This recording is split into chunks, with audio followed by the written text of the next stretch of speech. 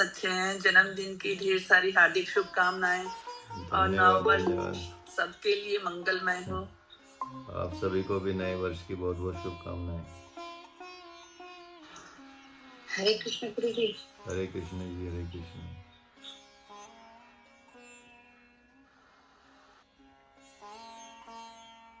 सीधे बैठेंगे सब लोग, आंखें बंद करेंगे, रिलैक्स। ओम सहनावतु बोलेंगे और फिर पूर्णमदः पूर्णमिदम्। इनहेल। ओम सहनावतु सहनौ भुनक्तु सह वीर्यं करवावहै तेजस्विनावधीतमस्तु मा विद्विषावहै। ओम शांति शांति शांति। ओम पूर्णमदः पूर्णमिदं पूर्णात् पूर्णमुदच्यते पूर्णस्य पूर्णमादाय पूर्णमेवावशिष्यते। ओम शांति शांति शांति। Relax, gently open your eyes. Hare Krishna. नमस्ते आप सभी को, और इस नए वर्ष की आपको बहुत बहुत शुभकामनाएं। आने वाला समय आपके लिए बहुत मंगलकारी हो और ज्ञान वृद्धि से परिपूर्ण हो, संपन्नता से परिपूर्ण हो, ये ईश्वर से हम कामना करते हैं। चलिए, अथ पंचमो अध्याय। अभी भगवान ने पिछले अध्याय में, अध्याय 4 में ज्ञान कर्म संन्यास योग दिया अर्जुन को। तो ज्ञान योग भी और कर्म योग भी, दोनों के विषय में भगवान ने बात की। तो यहाँ अर्जुन थोड़ा कंफ्यूज हो गए हैं, और कंफ्यूज होने की वजह से वो थोड़ा असमंजस की स्थिति में पड़ गए हैं। तो यद्यपि अब कुछ बोलने को नहीं रह गया भगवान के पास, क्योंकि प्रभु ने भक्त अर्जुन को स्पष्ट आज्ञा दे दी कि ज्ञान रूपी तलवार से मोह रूपी अज्ञान का छेदन कर दो, और इस छेदन करके तुम युद्ध के लिए तैयार हो जाओ। जो तुम्हारा मोह बंधा हुआ है, तो उसमें तुम क्या करो, ज्ञान में स्थित हो जाओ, और ज्ञान रूपी तलवार से इस मोह रूपी अज्ञान को काट डालो। लेकिन चुप्पी साधे हुए भक्त अर्जुन की ओर वे ऐसे देख रहे हैं भगवान, जैसे मानो वे पूछ रहे हो कि तुम मौन क्यों। तो प्रभु ने अपनी दृष्टि से महात्मा अर्जुन को छेड़ा। उधर महात्मा अर्जुन को भी ये समझते देर नहीं लगी कि मेरी चुप्पी इन्हें खल रही है। जब मैं चुप रहा हूँ और भगवान ने इतना ज्ञान दे दिया, तो फिर भी भगवान तो सोच रहे थे कि ये तो तुरंत तैयार हो जाएगा, लेकिन वो तो अभी चुप है। तो ये जानना चाहते हैं कि मैं गांडी उठाने में देर क्यों कर रहा हूँ।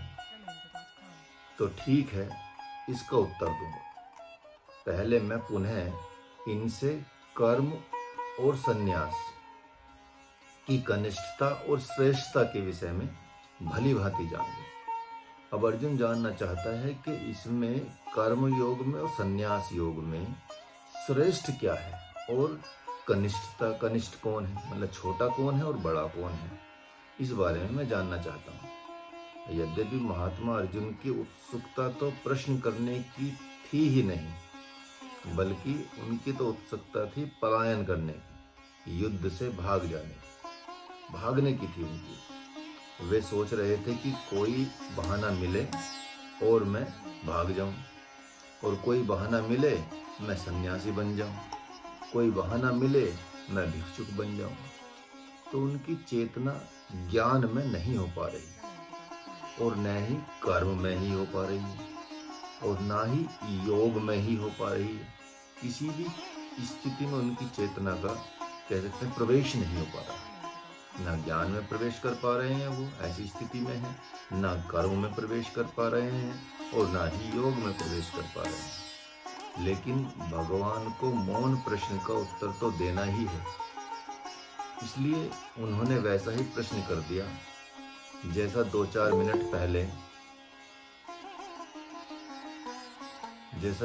मिनट पहले तीसरे अध्याय में किया था अर्जुन ने।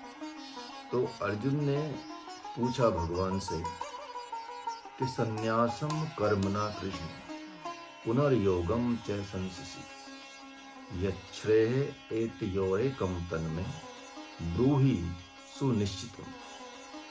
तो अर्जुन पूछ रहे हैं भगवान से कि हे कृष्ण, यदि आपके मत के अनुसार ज्ञान ही श्रेष्ठ है तो फिर मुझे इस विभत्स डरावने कर्म में क्यों लगा रहे हो? अगर आप ज्ञान को श्रेष्ठ बताते हैं तो मुझे कर्म में क्यों लगा रहे हैं? और कर्म भी ऐसा कि बहुत डरावना। तो कर्म और ज्ञान, इन दोनों में से किसी एक को जो भी मेरे लिए कल्याणकारक हो उसे क्यों नहीं कहते भगवान? नहीं, आप ऐसा न करें, बल्कि ठोस निर्णय करके मुझे आज्ञा दो कि मैं क्या करूं। मैं कर्म योग में स्थित हूं या संन्यास योग में स्थित हूं या योग में स्थित हूं या किस योग में मुझे स्थित होना है, मुझे एक बता दो, स्पष्ट बता दो। ये मिली जुली सी बातें मत करो।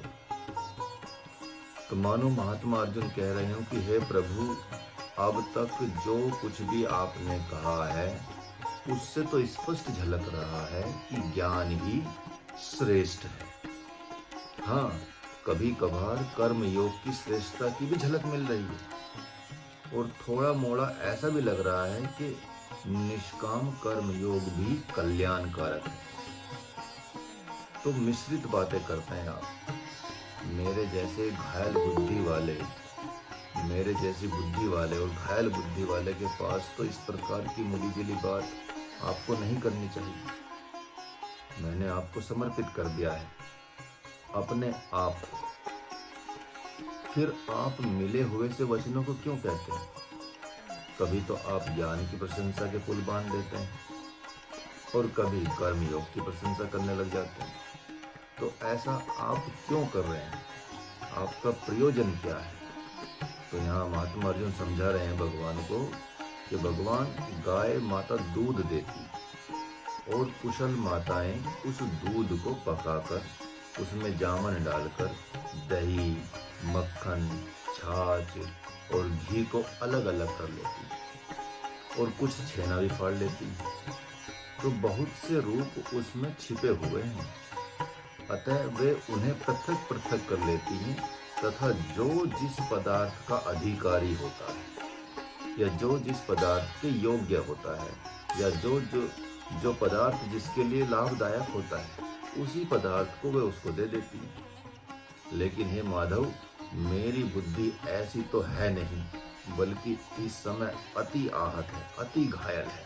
मेरा चित्त बहुत घायल है, अतः मेरे जैसे को तो आपको अलग अलग करके ही समझाना चाहिए। क्योंकि पहले भगवान ने ज्ञान, कर्म, संन्यास योग एक साथ दे दिया, अब भगवान इसमें कर्म योग बताएंगे। तो पृथक पृथक करके स्पष्ट करना चाहिए कि तुम्हारे लिए तो यही श्रेष्ठ है, कर्म योग या संन्यास योग, ताकि मैं साहस के साथ आपकी आज्ञा का पालन कर सकूं।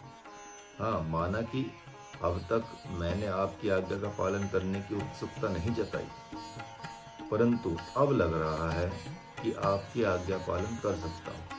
अतः आप छिपाए नहीं, स्पष्ट आज्ञा दें। तो यहाँ धृतराष्ट्र की भी उत्सुकता बढ़ गई और यह जानने की कि मौन हुए अर्जुन ने मधुसूदन को संतुष्ट किया या नहीं। और इसी बात को संजय से पूछ लिया कि संजय, जो मेरे अर्जुन की चुप्पी सधी हुई थी, क्या वह खुल गई? तो संजय ने कहा, हाँ राजन, हाँ। अभी 2-4 मिनट पहले जो उन्होंने प्रश्न किया था और जो प्रश्न अभी कर रहे हैं, इन दोनों ही प्रश्नों में हद तक समानता है। लेकिन इस प्रश्न से ऐसी ध्वनि निकल रही है कि अब वे भगवान नारायण की आज्ञा का पालन करेंगे। इसके पूर्व तो जो पांडु नंदन अर्जुन ने कहा था कि हे गोविंद, मुझे युद्ध करने की आज्ञा मत देना, किंतु अब वे कह रहे हैं कि दोनों में से मेरे लिए एक जो कल्याणकारी मार्ग है वह बताएं, जिससे मैं आपकी आज्ञा का पालन कर सकूं। तो यहाँ विभेद आ गया है थोड़ा सा, ये समझने में मतलब ये कि पहले तो अर्जुन तैयार ही नहीं थे किसी कर्म करने के लिए, या कह सकते हैं युद्ध करने के लिए तैयार ही नहीं थे, लेकिन अब भगवान को उन्होंने समर्पित करना अपने आप को शुरू कर दिया है। उनके परायण होना शुरू हो गए हैं कि अब भगवान मुझे एक बात कर बता दीजिए जो मेरे लिए कल्याणकारी हो, ऐसा मार्ग मुझे बताएं और उस मार्ग पे मैं चलूँगा ताकि मैं आपकी आज्ञा का पालन कर सकूँ। मैं आपकी आज्ञा की अवहेलना नहीं करना चाहता। तो ऐसे सुनते ही हाथ मींचते हुए मन ही मन आहे भरते हुए धृतराष्ट्र को यह समझते देर न लगी कि ये मधुसूदन निश्चित रूप से युद्ध करना ही चाहते हैं, युद्ध कराना ही चाहते हैं। इसलिए वे कर्म योग की आज्ञा करेंगे, लेकिन देखते हैं कि जीव को मोहित करता हुआ राम रोता है। जीव को मोहित करता हुआ राम वन प्रदेश को चल देता है। जीव को मोहित करता हुआ राम भगवती सीता को वनवास दे देता। जीव को मोहित करता हुआ राम अग्नि परीक्षा की दुहाई देता है। हाँ, यद्यपि वह प्रभु है, साक्षात नारायण है, परंतु जीव को मोहित करता रहता है।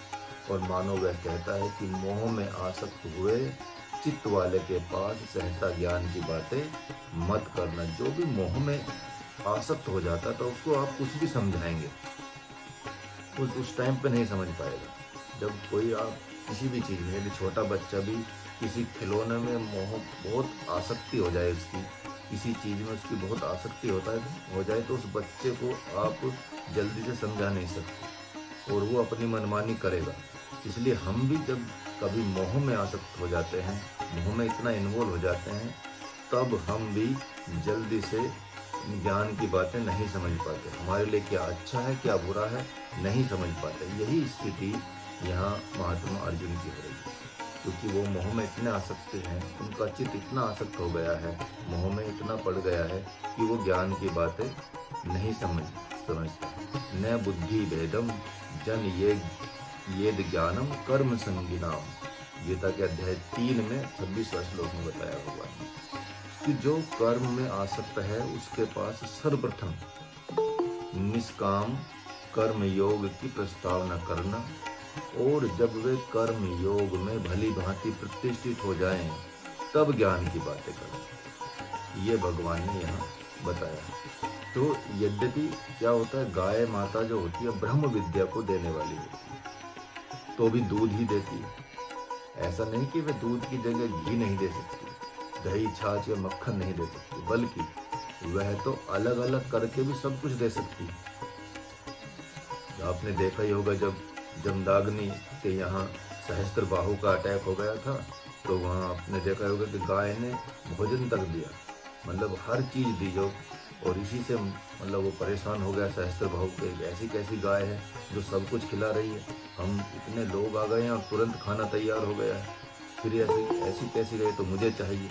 इसीलिए उसने जमदाग्नि से युद्ध किया, उनको मारना चाहा कि उसको गाय को ले जाना चाहा, और गाय को लेके भी चला गया। ठीक है, तो यहाँ ही भगवान वही बात बता रहे हैं कि गाय तो कुछ भी दे सकती है आपको, इसलिए कि किसी के लिए दूध ग्राह्य है और किसी के लिए दही, किसी के लिए छाछ तो किसी के लिए मक्खन, और किसी के लिए घी ग्राह्य है। मतलब किसी के लिए घी लाभकारी है, किसी के लिए छाछ लाभकारी है, किसी के लिए मक्खन लाभकारी है, किसी के लिए दूध लाभकारी है, किसी के लिए दही लाभकारी है। तो जो वात रोग से पीड़ित हैं उनके लिए दही और छाछ अनुकूल पड़ता है, जो पित्त रोग से पीड़ित है उनके लिए दूध और घी अनुकूल पड़ता है, और जो कफ रोग से पीड़ित है उनके लिए छेना अनुकूल पड़ता है, और जो मल्ल युद्ध लड़ते हैं, पहलवानी करते हैं, के जानकार हैं, उनके लिए कठिन श्रम करने वाले के लिए तो कुछ भी चलेगा, चाहे उनको घी दे दो, दूध दे दो, छाछ दे दो, उनके लिए सब कुछ अनुकूल पड़ता है। तो समय अनुसार सब कुछ ग्राह्य है उनके लिए। तो ब्रह्म विद्या को चाहने वाले भक्तों और साधकों को दूध और घी दोनों ग्राह्य होते हैं। इसलिए प्रभु ने ज्ञान योग और कर्मयोग से मिश्रित ब्रह्म विद्या को देना प्रारंभ किया है। ये बात अलग है कि भक्त अर्जुन समय अनुसार ज्ञान और कर्म का विभाजन नहीं कर पा रहे हैं। हाँ, यद्यपि भगवान आगे चलकर उसकी प्रार्थना से संतुष्ट होकर यह भी बता देंगे कि उनके लिए कौन श्रेष्ठ है। तो यहाँ भक्त अर्जुन को तो यह भी लग रहा है कि ये कृष्ण ज्ञान और कर्म से मिश्रित बातें करके मुझे भुलाव में रखना चाहते, परंतु मैं इनके भुलाव में आने वाला नहीं हूँ, इनके बहकावे में आने वाला नहीं हूँ। इनसे स्पष्ट करा के रहूंगा कि मेरे जैसे साधक के लिए इन दोनों में से कौन श्रेष्ठ है। तो यहाँ अर्जुन इसी बात पे अड़े हुए हैं कि क्योंकि ज्ञान और कर्मयोग एक साथ नहीं समझ पाए, इसलिए भगवान यहाँ पे प्रभु ने भक्त अर्जुन के दुराग्रह पर ध्यान न देकर जो उसकी मन स्थिति चल रही है उस पर ध्यान नहीं दिया और इस प्रश्न का उत्तर देना प्रारंभ कर दिया। वह उत्तर अर्जुन के लिए ही नहीं बल्कि पूरे संपूर्ण जगत के लिए, साधकों के लिए है, जगत हितार्थ के लिए है और जिस पर आप लोग भी थोड़ा ध्यान देंगे। तो यहाँ भगवान कह रहे हैं, श्री भगवान उवाच संन्यासः कर्मयोगश्च निःश्रेयस कराव उभो तयोस्तु कर्म संन्यासात् कर्मयोगो विशिष्यते।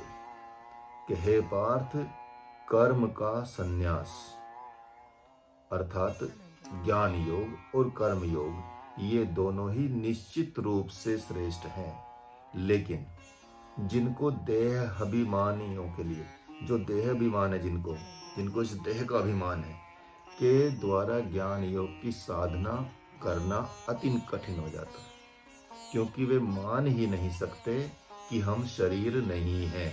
अतः उनके लिए निष्काम कर्म योग ही श्रेष्ठ है।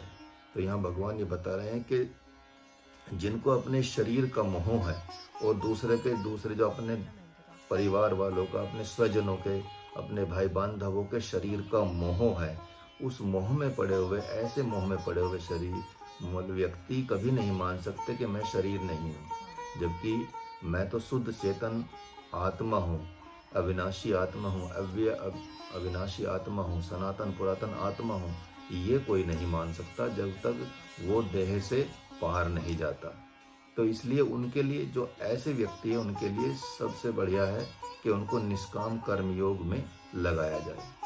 तो प्रभु ने यहाँ सब कुछ भी कह दिया और कुछ छिपा भी लिया। तो भगवान के इतने ही संकेत से सब कुछ स्पष्ट है, अतः अर्जुन को इतने में सब कुछ समझ लेना चाहिए था। लेकिन भगवान का आशा है कि जब तक श्रेष्ठ और कनिष्ठ दिखाई पड़ रहा है, तब तक तो कर्मयोग ही श्रेष्ठ है। जब किसी को दोनों में थोड़ा अंतर दिखाई पड़ रहा है या दोनों में कन्फ्यूजन है, तो सबसे पहले उसके लिए कर्मयोग ही श्रेष्ठ होता है, क्योंकि संशय से ग्रसित बुद्धि वालों को जल्दबाजी होती है फल पाने की। जो डाउटफुल रहते हैं उनको सबसे ज़्यादा चाहिए कि मैं जैसे ही थोड़ा कर्म करूं, मुझे एकदम से उसका फल मिल जाए, और मनमाना भी करना चाहता है और फल भी चाहता है। तो ये दोनों बातें तो हो नहीं सकती कि मनमाना भी करोगे और फल भी मिल जाएगा, तो ये नहीं हो सकता। तो प्रथम अवस्था में तो कर्म योग से ही ज्ञान योग की भूमिका तैयार होती है, क्योंकि कर्म को छोड़ना और कर्म का छूट जाना ये दोनों अलग बातें होती। ठीक है, तो कर्म छूट जाए या कर्म को छोड़ें, छूट तो अपने आप जाता है जब आप किसी साधना में चले जाते हैं, लेकिन यदि जानबूझ के छोड़ते हैं तो दोनों डिफरेंट हो जाता है। तो कर्म छोड़ने में प्रीति नहीं है, तभी तो ऐसा प्रश्न खड़ा हो रहा है।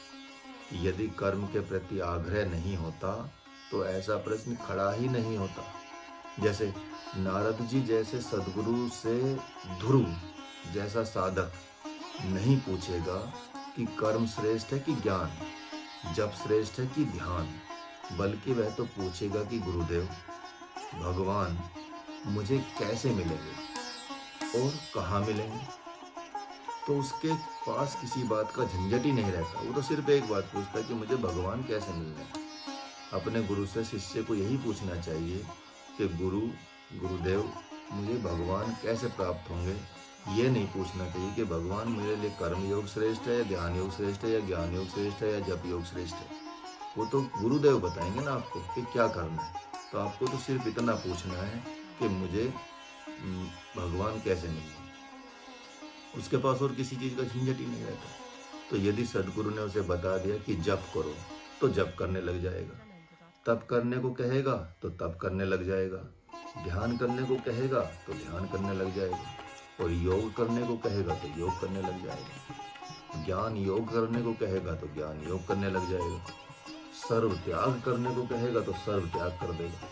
तो इस प्रकार उस साधक के पास किसी प्रकार का कोई झंझट ही नहीं होता। लेकिन जो अधकचरा साधक होता है, जिसको कम ज्ञान होता है, जो मोह में आसक्त होता है, जो शरीर के मोह में आसक्त होता है, वही पूछता है कि कर्म श्रेष्ठ है कि ज्ञान, घर में रहना श्रेष्ठ है या संन्यास लेना श्रेष्ठ है। तो आज तक ऐसा पूछने वाला साधक कभी सफल नहीं हुआ। और ऐसा पूछना सिद्ध करता है कि घर के प्रति मोह अति विशेष है। अतः ऐसे साधक से कहा जाएगा कि घर में रहना श्रेष्ठ है। हाँ, यद्यपि संन्यास तो संन्यास है, लेकिन आप जैसे साधक के लिए कैसा संन्यास अच्छा है? राजा जनक के जैसा घर में रहना श्रेष्ठ है। तो राजा जनक के जैसे आप काम कीजिए, और राजा बन रहते रहते भी उन्होंने संन्यास जैसा ही जीवन जिया है। ठीक है। तो यहाँ महाराज भगवान गुरुदेव इस मंत्र के माध्यम से दोनों ही गुरु चेलों की, अर्थात भगवान श्री कृष्ण और अर्जुन की चालाकी को खोलते हैं, क्योंकि वे दोनों ही अद्भुत जुआरी हैं और अपना अपना पासा फेंक रहे हैं। और इस बार का पासा तो आश्चर्य ही आश्चर्य कर रहा है, क्योंकि इन दोनों मंत्रों पर थोड़ा विशेष ध्यान देना पड़ेगा। प्रथम मंत्र के प्रथम चरण में महात्मा अर्जुन के द्वारा प्रश्न में ही चालाकी से उत्तर दे दिया जा रहा है। इसलिए वे कह रहे हैं संन्यासम कर्मणाम कृष्ण, और दूसरे चरण में कह रहे हैं पुनर्योगम च संशसि। ठीक उसी प्रकार भगवान भी अपने उत्तर में कह रहे हैं कि संन्यासः, और तब कहते हैं कर्मयोग।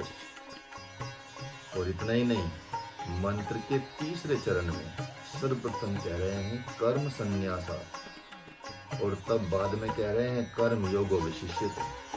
अर्थात विषादी अर्जुन ने भी प्रथम में संन्यास को ही स्मरण किया, और प्रभु ने भी सर्वप्रथम संन्यास कहकर ही उनका समर्थन भी कर दिया।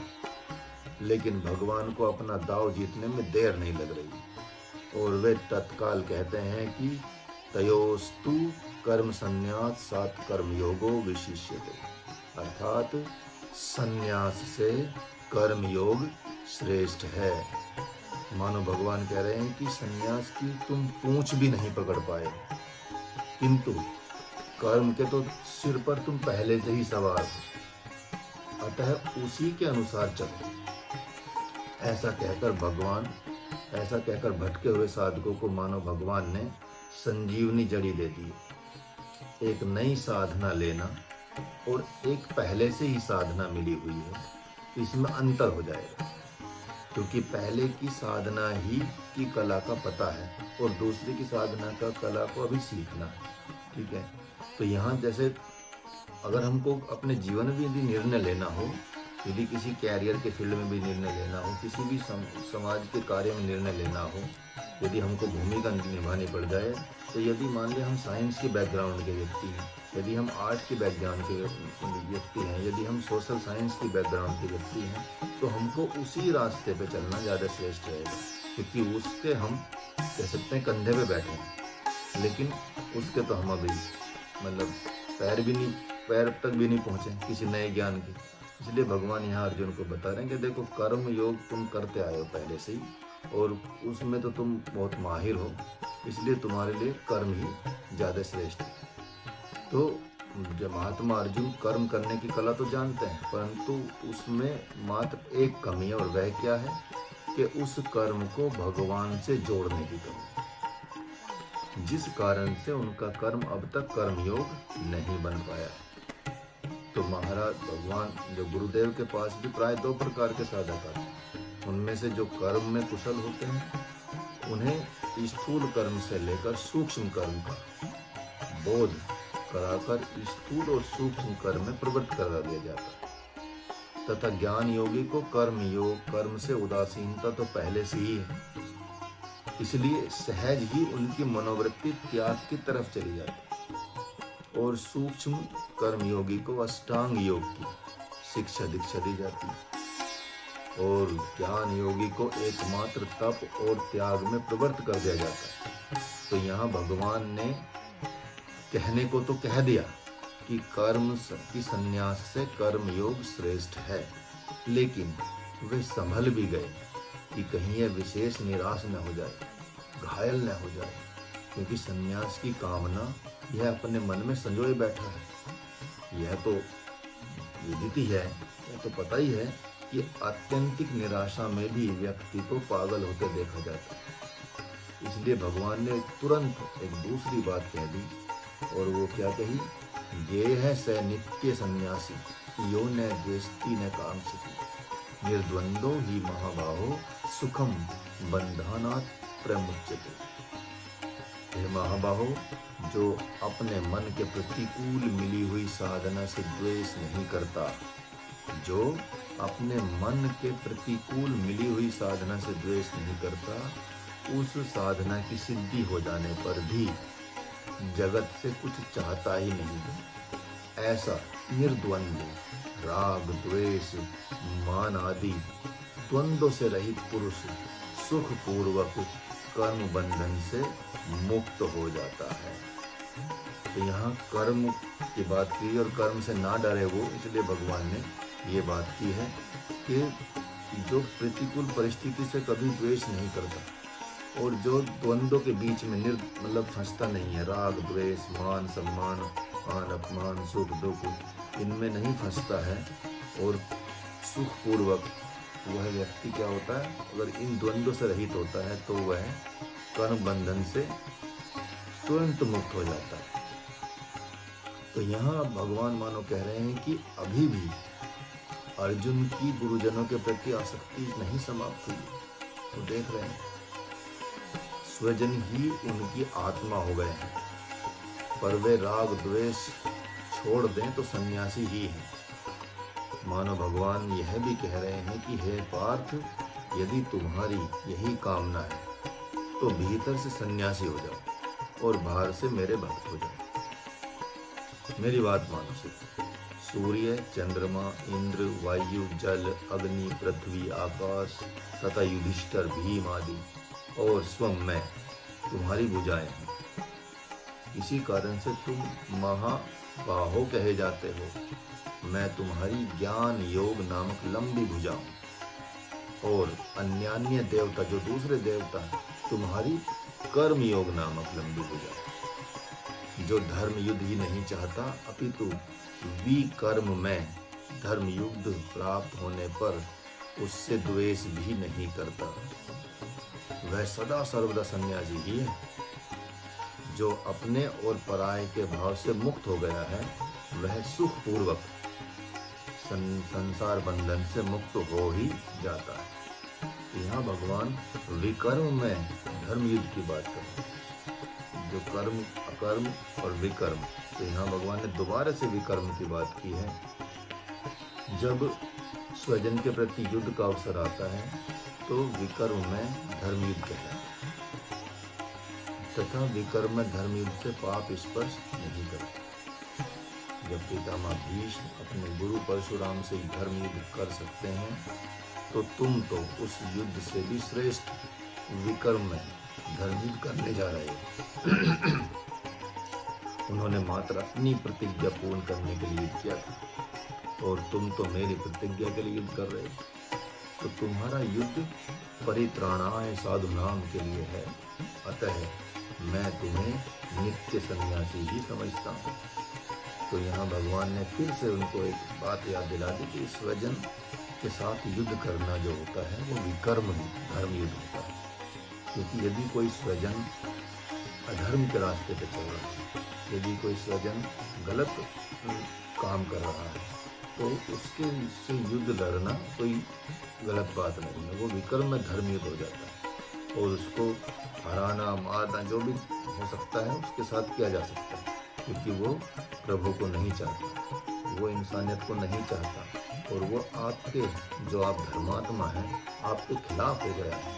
तो ऐसे युद्ध को हम विक्रम में धर्म युद्ध कहते हैं। तो यहाँ भगवान ने दोबारा से इस तरह की बात की। तो प्रभु श्री राम का यहाँ पे उदाहरण दिया जाता है कि प्रभु श्री राम ने रावण से विरोध नहीं किया, द्वेष भी नहीं किया, बल्कि सबसे पहले शंकर जी और ब्रह्मा जी से पूछा कि आप दोनों क्या कहते हैं। यह तो उद्दंड हो गया है, संतों भक्तों को सताने लगा है। तो कहा कि उन दोनों ने कहा कि इसे ठिकाने लगा दो आप, अब यह पृथ्वी पर रहने योग्य नहीं है। माँ सुनीति को लगा कि ध्रुव का अपने पिता से द्वेष हो जाएगा और यह द्वेष तो इसके लिए संन्यास पथ में बड़ी बाधा बन जाएगा और यह तपस्या कर पाएगा।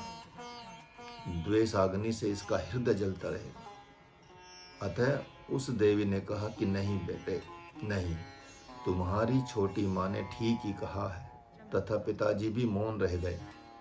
तो यह भी अच्छी ही बात है, क्योंकि तुम सामान्य पुरुषों जैसा जीवन जीने की कामना कर रहे थे, जबकि तुम अक्षय जीवन जीने के योग्य हो। तुम भगवान की अक्षय गोद में बैठने का प्रयत्न करते नहीं, इसलिए तुम्हारे सामने उन्होंने ऐसा दुर्व्यवहार किया। बस भक्त बालक ध्रुव के आश्चर्य का ठिकाना नहीं रहा और द्वेष उनका जाता गया। अतः माँ से आज्ञा लेकर पिता व विमाता का त्याग कर उनसे द्वेष रहित हो वन की तरफ चला गया। ध्रुव की कहानी तो आपने सुनी होगी। उनकी जो पिता थे वो मतलब राजा थे, उन्होंने क्या किया, एक माता के रहते उसकी दूसरी शादी कर ली। दूसरी शादी से मोहित होकर जो विमाता आई, जो मतलब दूसरी माता आई, तो स्टेप मदर जिसको बोलते हैं, तो उसने मतलब उससे नफरत करनी शुरू कर दी। अब वो महल में जाके अपने पिता की गोद में बैठ गया। ध्रुव गोद में बैठ गए तो उसकी माता ने उसको उतार के गोद से फेंक दिया, क्योंकि उसके भी बच्चे थे, जो दूसरे बच्चे दूसरी माता आई थी। तो उसने कहा कि ये तुम्हारी गोद नहीं है, और क्योंकि ध्रुव तो भगवान को बहुत मानते थे, तो उन्होंने कहा कि तुम जाओ भगवान की गोद में बैठो, तुम्हारा उसी गोद में बैठो, ये गोद तुम्हारी नहीं है। तब वो घर छोड़ के गए भगवान की तलाश में, और उन्हें नारद जी मिले, और नारद जी रास्ते में मिले। हालांकि उनकी रक्षा की माँ लक्ष्मी को बहुत उन पर दया आई और उन्होंने अपना पुत्र उनको समझा और उनकी समय समय पर रक्षा की, और फिर नारद जी को भेजा कि तुम इनके गुरु बनो और इनको ज्ञान दो कि ये क्या करें ताकि इनको भगवान प्राप्त हो जाए। तब नारद जी ने बोला कि ये आप तप कीजिए, तपस्या कीजिए, और आपको इस रास्ते से चल के भगवान प्राप्त होंगे। तो भगवान, आप सोचिए कि ध्रुव के तप से भगवान को प्रकट होना पड़ा और भगवान को उनको गोद में बिठाना। भगवान ने उनको गोद में उठाया सीधा, तो वो पिता की गोद से सीधा वहाँ भगवान की गोद में बैठे। तो ये ध्रुव की कहानी। और फिर आके फिर राजा बने। ऐसा नहीं कि उन्होंने राजपद छोड़ दिया। तो भगवान ने यही बात की है कि जो बिल्कुल द्वेष से रहित हो जाते हैं और उनको भगवान जल्दी मिल जाते हैं, तो हमको सिर्फ यही करना है कि भगवान को प्राप्त करने का हर कदम भगवान को प्राप्त करने की तरफ बढ़ना चाहिए। तो यहाँ भगवान के मन में आया कि यह सन्यास की डट लगा रहा है। जो सन्यास कृपा साध्य है उसे यह क्रिया साध्य बनाना चाहता है। इसलिए इसका बोध कराना होगा कि यह ज्ञान तथा कर्म दोनों की ही तो एक बहाना है। ब्रह्म विद्या तो सद्गुरु की देन है, वह चाहे कर्म दे या ज्ञान से दे, उसके ऊपर निर्भर करता है। इसलिए यहाँ भगवान कहते हैं, सांख्य योगो पृथक बालाः प्रवदन्ति न पंडिताः एकम प्यावस्थितः सम्यक् गुभर्योर्वन्दिते फलम् यत सांख्यः प्राप्यते स्थानं तद्योगैरपि गम्यते एकम सांख्यम च योगम च यह पश्यति स पश्यति, कि संन्यास और कर्म योग पृथक पृथक फल देने वाले होते हैं, दोनों अलग अलग फल देते हैं। ऐसा तो मूर्ख ही कहते हैं, न कि पंडित जन। क्योंकि चाहे आप कर्म योग से चलें, संन्यास योग से चलें, ज्ञान योग से चलें, किसी भी योग से चलें, फल तो आपको भगवान ही मिलेंगे। फल तो भगवान मिलने का ही फल होता है, ठीक है। तो लेकिन अलग अलग फल देंगे ऐसा तो लोग मूर्ख ही समझते, पंडित लोग नहीं समझते। हाँ, है बात सम्यक प्रकार से इन दोनों में से किसी एक में स्थित होने की। तो जिस आत्मरूप की प्राप्ति ज्ञान योग से होती है, उसी की कर्म योग से भी होती है। इस प्रकार जो ज्ञान और कर्म को मूल रूप से एक देखता है, वही यथार्थ देखता है, वही सत्य देखता है। अर्थात जिस ब्रह्म पद को सन्यासी प्राप्त करता है, उसी ब्रह्म पद को कर्मयोगी भी प्राप्त करता है। अतः ऐसा जानना, ऐसा मानने वाले पुरुष ही यथार्थ जानता है और वो मानता है। इसका मतलब भगवान ने कितनी बड़ी बात कह दी कि संन्यास ही से नहीं आपको भगवान मिलेंगे।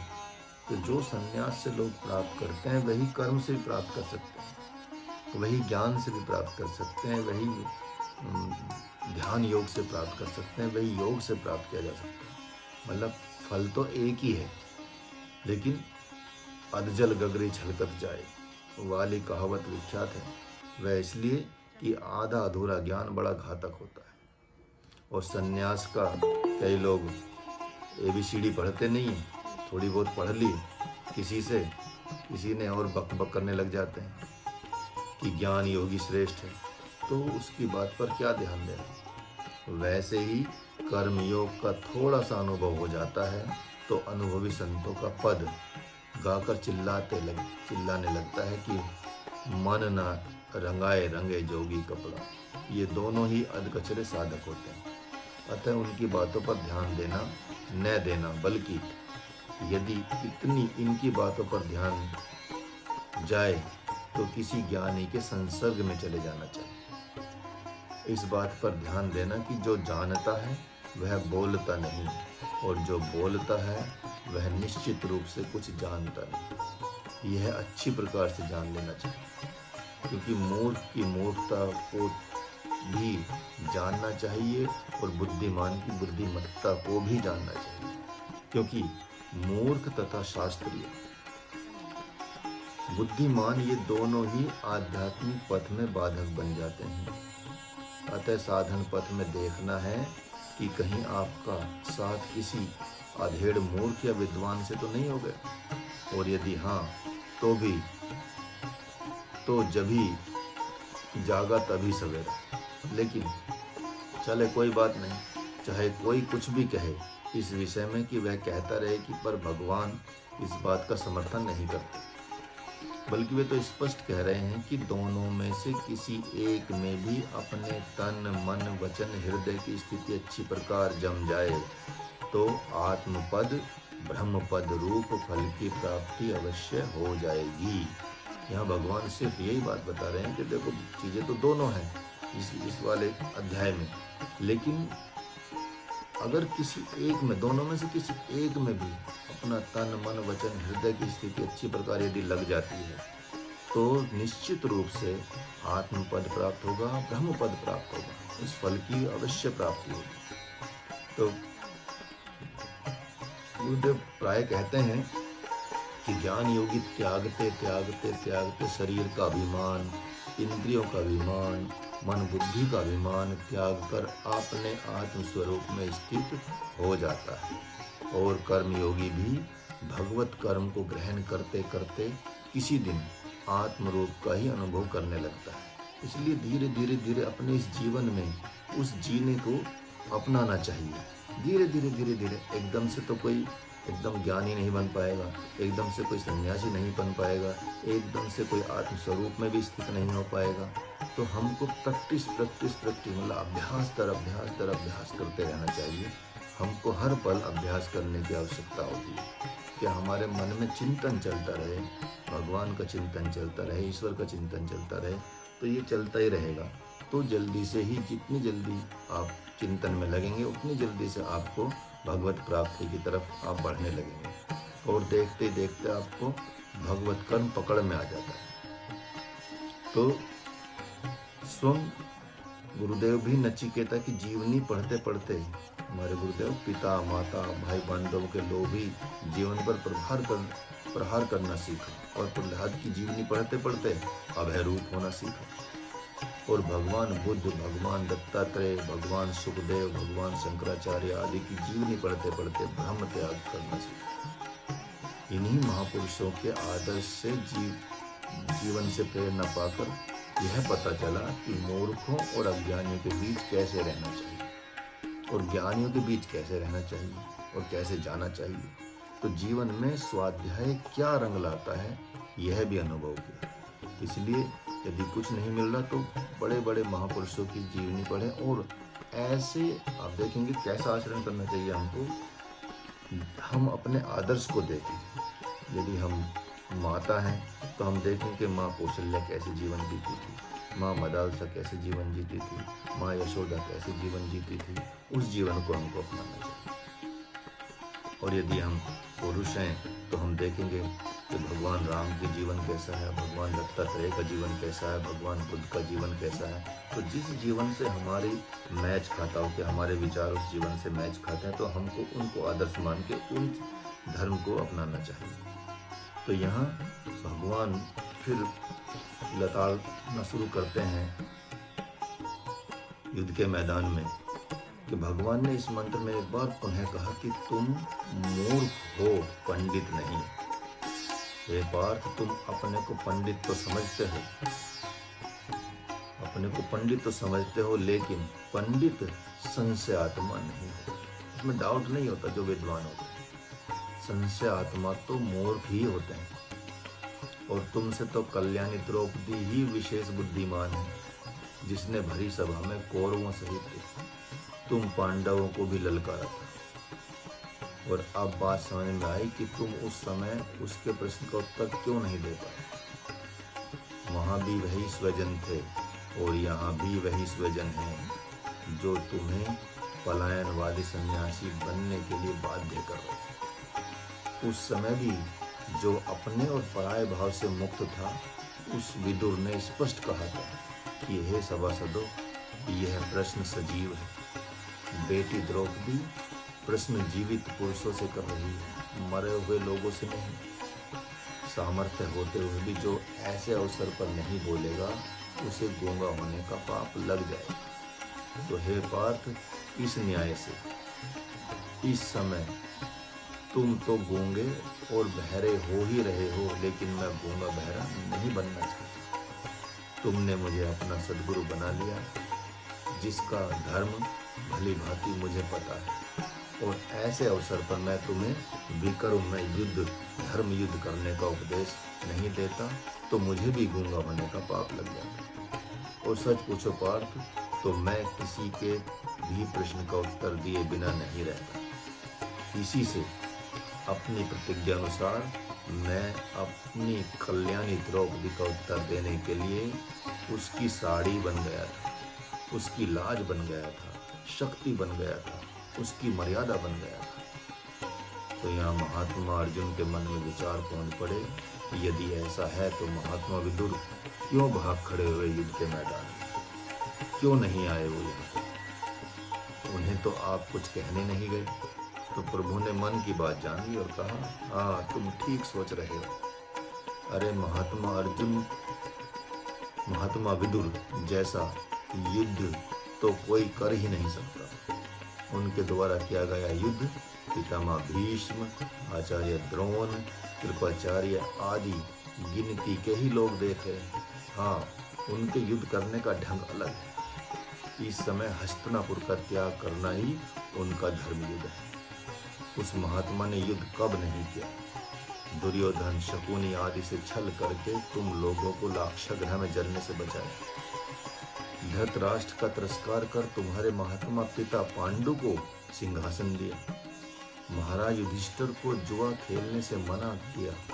द्रौपदी चीरहरण के समय पितामह तथा आचार्य द्रोण सहित सभी महावीरों को गूंगा, बहरा तथा हेड़ा बना दिया। और तुम यह न भूलो कि वे अब एक दूसरे युद्ध की तैयारी कर रहे हैं। वह यह कि जब तुम लोग युद्ध विजेता हो जाओगे तब वे महात्मा आकर धृतराष्ट्र को धर्मोपदेश के द्वारा सन्यासी बनाकर वन प्रदेश को ले जाएंगे। तो वे धृतराष्ट्र का पीछा नहीं छोड़ेंगे तब तक जब तक कि तुम लोगों को हस्तिनापुर के सिंहासन पर बिठाने दो। उनका यह कालिक संन्यास, जो संन्यास समयबद्ध होता है उसको कालिक संन्यास कहते हैं, उनका यह कालिक संन्यास मेरी प्रेरणा से है और तुम्हारा संन्यास की कामना स्वजन मोह के कारण से।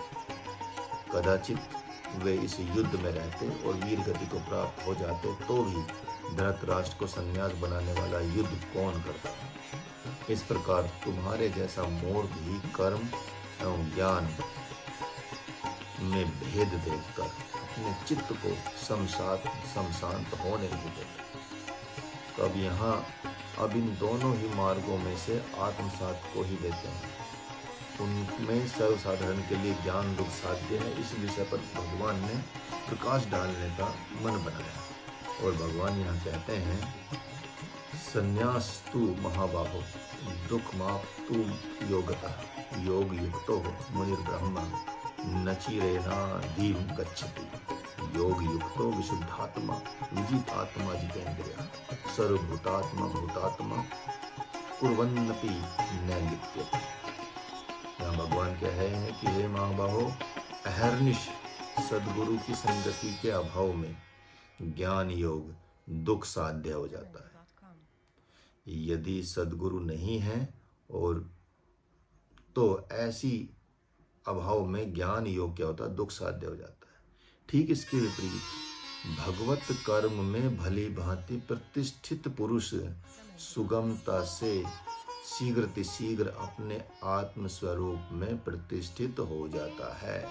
यदि भगवत कर्म किया जाता है और भली भांति उसमें प्रतिष्ठित हो जाते हैं तो वह जल्दी से ही आत्म रूप में आत्म स्वरूप में प्रतिष्ठित हो जाता है। अब कर्म योग की महिमा गाते हुए पुनः भगवान कहते हैं कि कर्म योगी भी भगवत कर्म में अच्छी प्रकार यदि प्रतिष्ठित है तो विशुद्ध अंतःकरण हुआ, मन बुद्धि और अनासक्त हुआ। जितेंद्रिय पुरुष संपूर्ण प्राणियों की आत्मा ही जिसकी आत्मरूपता है, कर्मासक्त हो ही नहीं सकता। वो कभी भी कर्म में आसक्त ऐसा व्यक्ति नहीं हो सकता। ठीक है, जो अंतःकरण जिसका शुद्ध हो, विशुद्ध अंतःकरण हो, मन जिसका विशुद्ध हो, बुद्धि जिसकी विशुद्ध हो, वो ऐसा व्यक्ति जितेंद्रिय हो, वो कभी भी कर्मों में आसक्त नहीं होता। इसलिए वो कर्म योग में स्थापित हो जाता है। कर्म कोई भी कर्म हो, यदि भगवान के लिए किया जाए या भगवान को चाहने के लिए किया जाए तो वही भगवत कर्म हो जाता है। संन्यासस्तु बाहुबाहो, कर्म योग के बिना ज्ञान योग असंभव है। यहाँ भगवान कह रहे हैं कि कर्म योग के बिना ज्ञान योग असंभव है।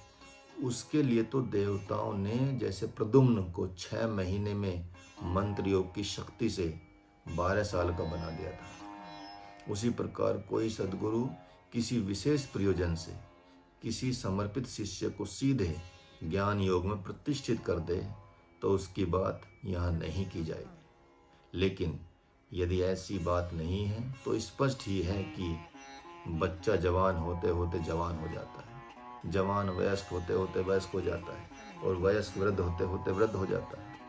ऐसा नहीं होता कि बच्चा सहसा जवान हो जाए, सहसा वयस्क या बूढ़ा हो जाए। उसी प्रकार कर्म योग होते होते होते होते ज्ञान योग प्रारंभ हो जाता है। ऐसा नहीं कि ज्ञान योग में ही सहसा प्रवेश मिल जाता है। साहित्य और गणित जैसे सब विषय होते हैं, विज्ञान का भेद 10वीं कक्षा के बाद ही किया जाता है, उसके पूर्व सभी विषय पढ़ाए जाते हैं।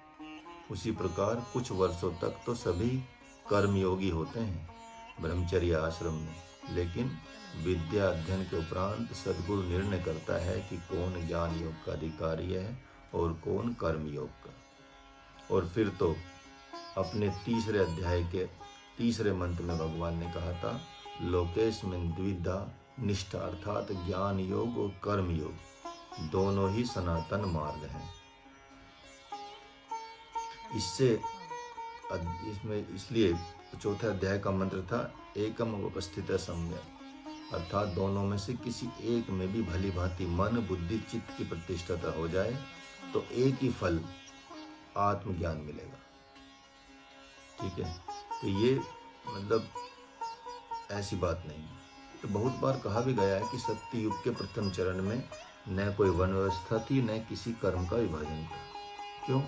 वह इसलिए कि उस समय सभी ज्ञान योगी ही हुआ करते थे, कर्म मार्ग था ही नहीं। अतः दो मार्ग की बात उस समय नहीं थी। और उत्तरकांड रामचरितमानस में भी लिखा है कि कृत जुग सब जोगी विज्ञानी, करी हरि ध्यान तरही बहुप्राणी। एक सेकंड, हाँ चलो मैंने, ठीक है। तो ये बात यहाँ पे कही गई है। यहाँ भगवान स्पष्ट कर रहे हैं कि देखो, सबसे पहले तो कर्म योग में स्थापित होना पड़ेगा आपको, और जब कर्म योग में आप स्थापित हो जाएंगे तब आप धीरे धीरे ज्ञान योग में प्रवेश पा सकते हैं।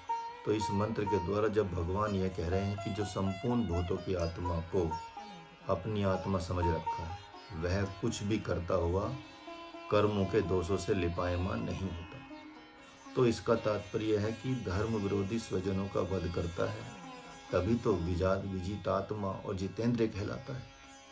तो यह अर्जुन के लिए संकेत है कि तुम संकोच मत करो, जितेंद्रिय बनो, विशुद्ध आत्मा बनो, विजितात्मा बनो, संपूर्ण भूतों की आत्मा मुझ परमात्मा के शरणागत हो जाओ। इसके उपरांत तुम स्वयं देखोगे कि स्वजनों का वध करने के बाद भी तुम्हारे मन में किंचित मात्र भी शोक संताप नहीं होगा। तो यहाँ तक प्रभु ने पुनः कर्मयोग की प्रशंसा करके अर्जुन की तरफ आशा भरी दृष्टि से देखा, लेकिन हाथ में निराशा ही लगी भगवान, क्योंकि महात्मा अर्जुन ने गांडीव नहीं उठाया। उधर युद्ध की तरफ चलते हैं तो पता चलता है कि धृतराष्ट्र उस क्षण की प्रतीक्षा में है जिस क्षण में अर्जुन यह कह दें कि हे माधव, आप चाहे कुछ भी कहें, मैं युद्ध तो नहीं करूंगा। इसी आशा को लेकर धृतराष्ट्र ने पूछा संजय से, अब तक की वार्ता का सारांश तो बता दो।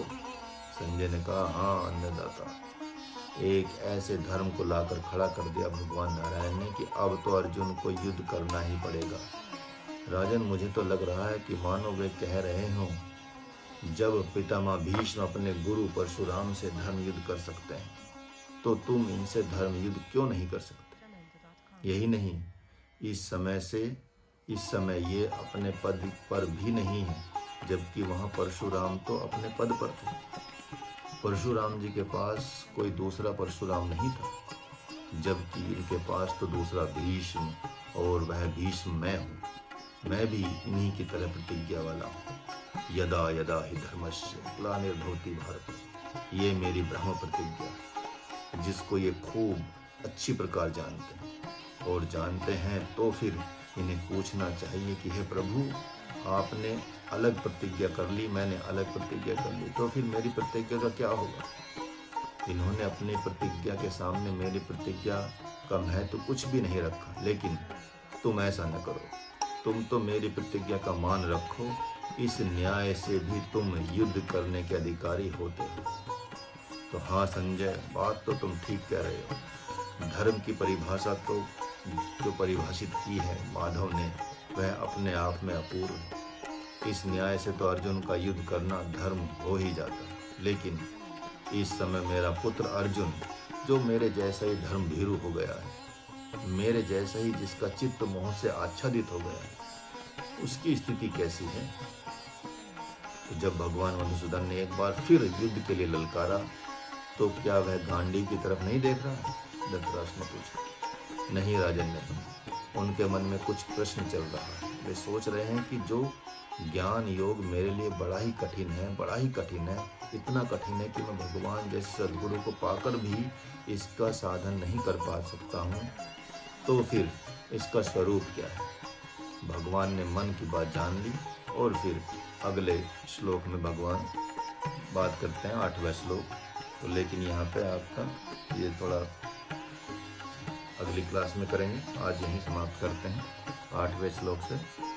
नेक्स्ट क्लास में रहेगा। 5वां अध्याय 1-2 क्लास में इसको समाप्त करने की कोशिश करेंगे।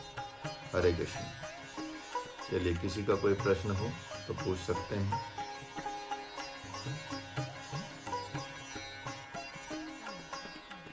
ये अच्छी बात है कि आज नए साल के दिन भी आपकी क्लास थी और आपका नया वर्ष भगवान के वचनों से शुरू हो रहा है। नया वर्ष तो संभवतः सभी के जीवन में ये नया वर्ष अच्छी अच्छी चीज़ें लेकर आएगा।